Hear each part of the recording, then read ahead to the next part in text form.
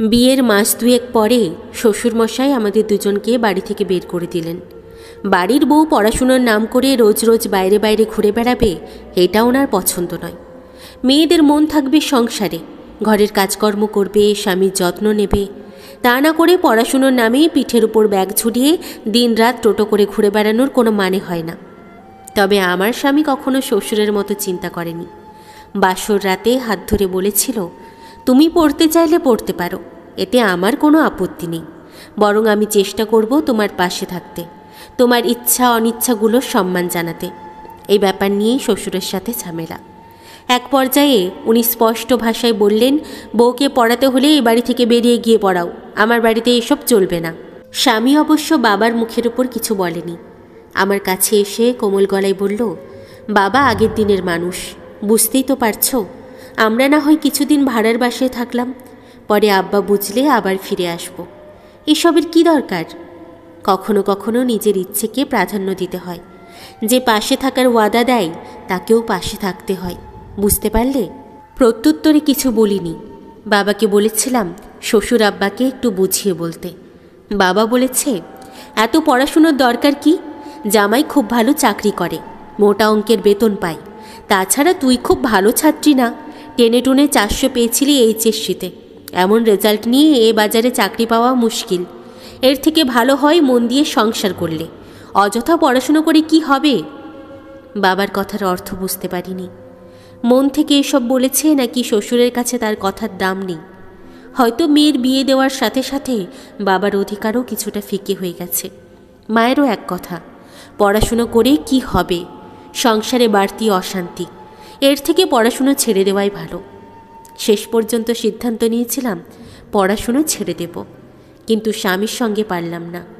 লোকটা কেমন একগুঁয়ে স্বভাবের। একবার সিদ্ধান্ত নিলেই হলো, তার কথার নড়চড় হবে না।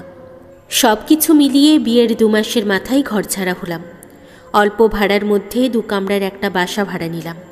সেখানেই টোনাটুনির সংসার শুরু। ভাড়ার বাসায় প্রথম দিন কোনো প্রকার আসবাবপত্র ছিল না। রাতে শোবার মতো খাট ছিল না।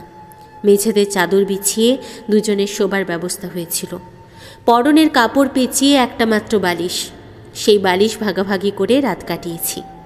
আমি অবশ্য বেশিরভাগ সময় ওর হাতের উপর শুয়েছিলাম। সকালে ঘুম থেকে উঠে দেখি উনি আমার দিকে তাকিয়ে আছেন।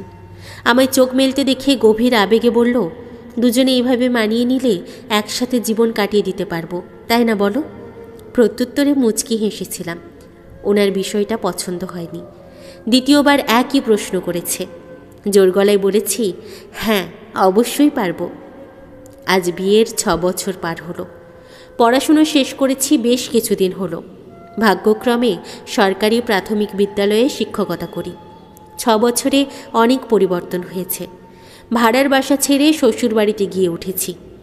আমার যাওয়ার ইচ্ছে ছিল না, কিন্তু নাজিমের দিকে তাকিয়ে না করতে পারলাম না। ছেলেটার বড্ড শখ মা বাবার সঙ্গে এক ছাদের নিচে থাকবে। অথচ এই লোকটা সেদিন জেদ করে আমার হাত ধরে বেরিয়ে এসেছিল। শ্বশুর নিজে এসে আমাদেরও বাড়িতে নিয়ে গিয়েছিলেন। হয়তো নিজের ভুল বুঝতে পেরেছেন। মা বাবাও অনেক খুশি। বেশিরভাগ সময় নাজিমের প্রশংসায় মেতে থাকেন। এমন জামাই পাওয়া ভাগ্যের ব্যাপার। সবাই পরিবর্তন হলেও নাজিমের কোনো পরিবর্তন হয়নি। লোকটা আজও আমায় আগের মতো ভালোবাসে। স্কুলের সামনে শিউলি গাছটার নিচে দাঁড়িয়ে অনেক কথা ভাবছি। নাজিম পাশে না থাকলে বোধহয় আমিও শিউলি ফুলের মতো ঝরে যেতাম। হয়তো কিছুক্ষণের জন্য সকলের প্রিয় হয়ে উঠতাম, কিন্তু সময়ের সাথে সাথে সব বিলীন হয়ে যেত।